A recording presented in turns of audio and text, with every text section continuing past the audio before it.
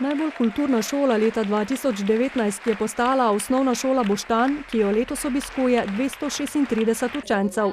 Priznanje jim pomeni potrditev dosedanjega dela in obveza za delo v prihodnje. S tem, ko smo se prijavljali, smo tudi naredili nekakšno inventuro, kaj vse smo v preteklosti naredili. Seveda ob tako hudi konkurenci in kar smo slišali, nismo pričakovali, da bo ta laskavi naslov prav naš. Odlično se je odrezala tudi osnovna šola dr. Pavla Lunačka Šentrupert, ki je postala najbolj kulturna šola med malimi in podružničnimi šolami.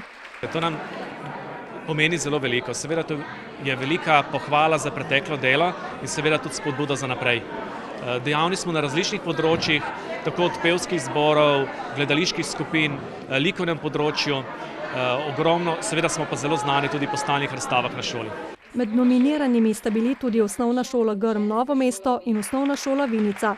Prva je prejela priznanje za posebne dosežke na področju zborovske in likovne dejavnosti, druga pa priznanje za spodbujanje izobraževanja mentorjev na področju kulturno-umetnostne vzgoje.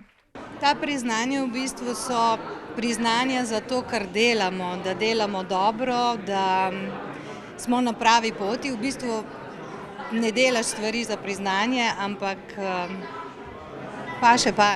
Na šoli spodbujamo kulturno dediščino v najširšem smislu, kajti ta je prisotna še posebej na področju folklore, v kraju. Gostiteljica letošnje razglasitve najbolj kulturnih šol je bila lanska nosilka naziva Najkulturna šola, to je osnovna šola Mokronok. Z veliko odgovornostjo smo se lotili projekta.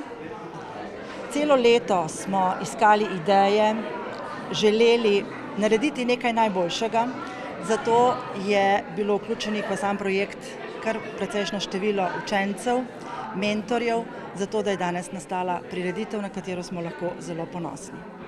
Letos je bilo v projekt na novo prijavljenih 35 šol, sicer pa je v Sloveniji že 305 kulturnih šol. Kar pomeni, da je projekt široko sprejet, da so ga posvojile tako šole kot mentorji, učenci. Na Javnem skladu Republike Slovenije za kulturne dejavnosti smo pa veseli in hvaležni, da ta projekt sprejemajo.